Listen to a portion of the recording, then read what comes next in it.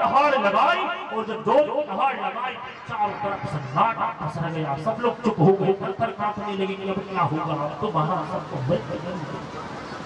हिरण्यकश्यप ने और किसी को कुछ नहीं कहा। प्रहलाद का बाह पकड़ लिए, घसीटते हुए हिरण्यकश्यप को लेकर चला गया प्रहलाद जी महाराज को राजमहल में। वहां जाकर कसाईयों को बुलाया, कहा कि ले जाओ इस प्रहलाद को और पहाड़ की चोटी से इसे फेंक कर इसे। कसाई लेकर प्रहलाद जी महाराज को गए, पहाड़ की चोटी से ले जाकर प्रहलाद जी महाराज को फेंक दिया। लेकिन जागो रात के समय मार सके न कोई। प्रहलाद जी महाराज तो भगवान के शरणों में हैं, भगवान के अनन्य भक्त हैं। भगवान भी प्रहलाद जी को अपना पुत्र भगवान कहते, ये जब कोई सच्चे हृदय से हमारी भक्ति करता है, जब सच्चे हृदय से जब हमारी भक्ति करता है, जब इस भावना के साथ सौंप दिया इस जीवन का, सब भार तुम्हारे हाथों में है, जीत तुम्हारे हाथों में और हार तुम्हारे हाथों में। इस प्रकार से जब कोई अपने आप को समर्पित कर देता है हमारे चरणों में, तो ऐसे भक्त के तो हम दास बन जाते हैं, हम उसकी गुलाम बन जाते हैं। तभी तो कहते हैं कि भगत के बस में है भगवान, भगत के बस में है भगवान, भगत के बस में है भगवान, भगत के बस में है भगवान। भक्त बिना ये कुछ भी नहीं है, भक्त बिना ये कुछ भी नहीं है। भक्त है इनकी जान, भक्त के बस में है भगवान, भगत के बस में है भगवान।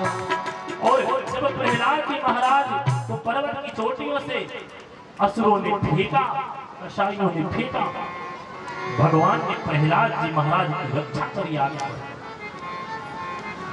और भगवान जिसके रक्षक हो उसको हानि भला कौन पहुंचा सकता। प्रहलाद जी महाराज भगवान का नाम लेते हुए पर्वत की चोटी से नीचे गिरे, उन्हें कुछ नहीं हुआ, बाल बांका नहीं, पुनः उठकर खड़े हो गए और बड़े ही श्रद्धा से भगवान का भजन करते हुए पुनः महल में आ गए। अब हिरण्यकश्यप ने जब प्रहलाद महाराज को देखा, कसाईयों को बुलाकर कहा कि अरे कसाईयों, तुमने प्रहलाद को पर्वत की चोटी से फेंका नहीं? कसाई कहते हैं महाराज लोगों ने तो फेंका, लेकिन पता नहीं कैसे बच गया। हिरण्यकश्यप को समझ गया कि जरूर वो नारायण ही इस प्रहलाद की रक्षा करता। देखते हैं तो नारायण कब तक तेरी रक्षा करता।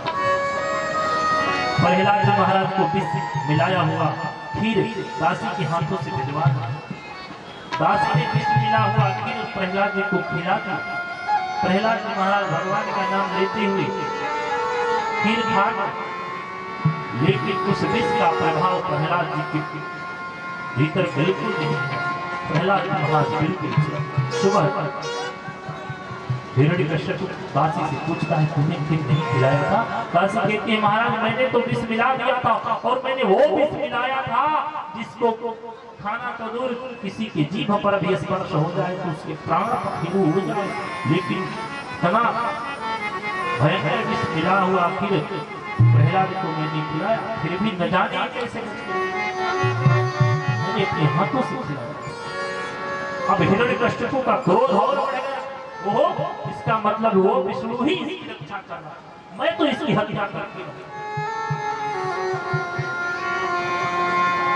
अब हिरण्यकश्यप प्रहलाद जी महाराज को राज दरबार में ही बुलाता है, ध्यान से तलवार खींचता है और कहता है मैं इसकी हत्या अपने हाथों से करूंगा, देखता हूं लोग कैसे नारायण से बचते।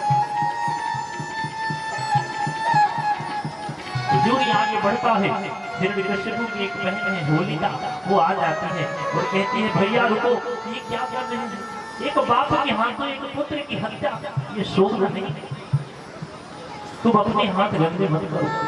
सुनो मेरी बात, मैंने ब्रह्मा जी से वरदान पाया है कि आग मुझे नहीं जला सकती, इसलिए तुम चिंता मत करो, चिता लगवाओ। उस चिता की आग में मैं इस प्रहलाद को लेकर बैठ जाऊंगी, आग मुझे तो जलाएगी नहीं, ये जलकर भस्म हो जाएगा। हिरण्यकश्यप बोला ठीक। चिता की आग लगवाई गई,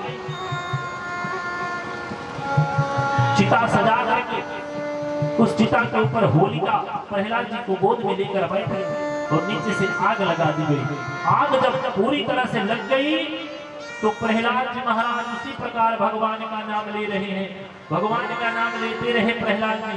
होलिका उस आग में जलकर भस्म हो गई और प्रहलाद जी महाराज को कुछ नहीं हुआ, बिल्कुल सुरक्षित। होलिका जब जलकर भस्म हो गई तो हिरण्यकश्यप ने ब्रह्मा जी को याद किया। ब्रह्मा जी प्रकट हुए। हिरण्यकश्यप ने कहा, रे पितामह, आपके वरदान भी आजकल झूठे होने लगे क्या? ब्रह्मा जी बोले, क्या हुआ? हिरण्यकश्यप कहता है कि मेरी बहन को आपने वरदान दिया था कि आग तुम्हें नहीं जलाएगी, फिर मेरी बहन होलिका कैसे आग में जल गई और ये प्रहलाद कैसे बच गए? बोले वृंदावन बिहारी लाल की। ब्रह्मा जी कहते हैं कि बेटा, कोई भी वरदान, कोई भी शक्ति किसी को इसलिए दी जाती है ताकि वो किसी का कल्याण कर सके, किसी सज्जन की रक्षा कर सके।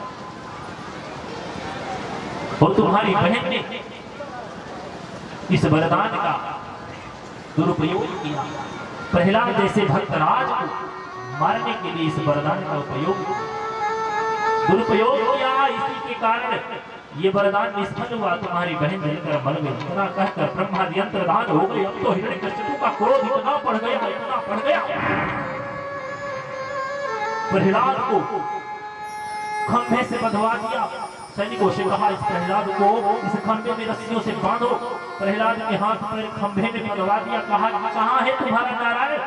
प्रहलाद जी मुस्कुराते हुए कहते हैं, पिताजी वो कहाँ नहीं है, वो तो कहाँ नहीं है, ये पूछिए। वो तो कण-कण में व्याप्त है, आपने सुना नहीं? हरि व्यापक सर्वत्र समाना, प्रेमति प्रकट हो ही मैं जाना। आपने सुना नहीं? सर्वम खल विदम। भगवान तो कण-कण में व्याप्त है, हर जगह व्याप्त है, जहाँ जरूरत पड़ेगी वहीं से प्रकट हो जाते हैं। हिरण्यकश्यप को कहता है, ठीक है, ऐसा है तो बुलाओ।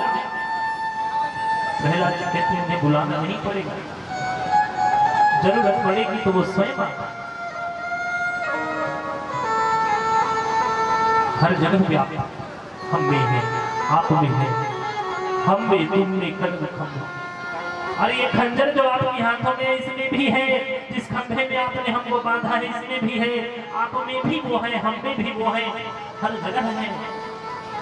हिरण्यकश्यप को बोला कि ठीक है, अगर है तो बुलाओ, अब मैं तुम्हारी हत्या अपने हाथों से करूंगा, देखता हूँ वो नारायण तुम्हारी रक्षा कैसे करता है। इतना कहते हुए हिरण्यकश्यप तलवार उठाकर जो ही संहार करना चाहता है, संहार करना चाहता है प्रहलाद जी के ऊपर।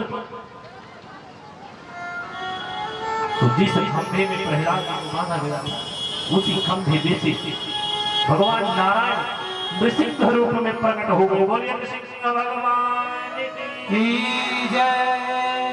भगवान ने आज नृसिंह अवतार धारण किया। भगवान का स्वरूप कैसा है? तो भगवान का शरीर मनुष्य का है और मुख है सिंह का, शेर।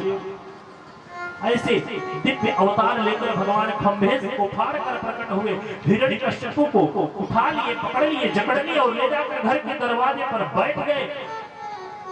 अपने जंघे पर हिरण्यकश्यप को लिटा दिया। अब अपने नखों से हिरण्यकश्यप की छाती फाड़ने वाले थे। हिरण्यकश्यप ने रोका, कहा, एक मिनट रुकिए। भगवान बोले, क्या है? हिरण्यकश्यप कहता है कि आप मुझे नहीं मार सकते। बोले, क्यों? कहता है, मुझे वरदान मिला। ये क्या वरदान मिला है? हिरण्यकश्यप कहता है कि मैंने ब्रह्मा जी से वरदान पाया है कि ना मुझे आदमी मार सकता है न जानवर। हिरण्यकश्यप बोला कि बेटा थोड़ा गौर से मुझे देखो, ना मैं आदमी हूं न जानवर। हिरण्यकश्यप कहता है कि फिर भी मैंने एक और वरदान पाया। बोले, क्या? ना मैं दिन में मरूं न रात। भगवान नृसिंह कहते हैं कि बेटा इस समय न दिन है न रात है, संध्या का समय, गोधूली का बेला है। हिरण्यकश्यप कहता है कि मुझे वरदान मिला है, वर्ष के 12 महीनों में से किसी महीने में मेरी मृत्यु नहीं होगी। भगवान कहते हैं कि बेटा ये 12वें महीने से कोई महीना नहीं चल रहा, ये तो अधिक मास मलमास का महीना चल रहा है। हिरण्यकश्यप कहता है कि फिर भी मुझे ये भी वरदान मिला है कि ना मैं अंदर मरूंगा न बाहर। भगवान कहते हैं कि इस समय न तू अंदर है न बाहर, तू घर के बीच चौखट पे है, तेरा आधा शरीर अंदर है आधा बाहर है। फिर भी हिरण्यकश्यप कहता है कि लेकिन फिर भी नहीं मार सकते, क्योंकि ना मैं अस्त्र से मरूंगा न शस्त्र से, ऐसा वरदान ब्रह्मा जी ने दिया है। भगवान कहते हैं बेटा ना मैं तुम्हें अस्त्र से मारूंगा न शस्त्र से, मैं तो तुम्हें अपने नखों से ही फाड़ दूंगा, ये ना कोई अस्त्र है न शस्त्र। और इतना कहते हुए भगवान हिरण्यकश्यप की छाती में अपने नखों को गड़ा और हिरण्यकश्यप की छाती को चीर दिया। हिरण्यकश्यप का अंत हो गया। बोले भक्तवत्सल भगवान की जय।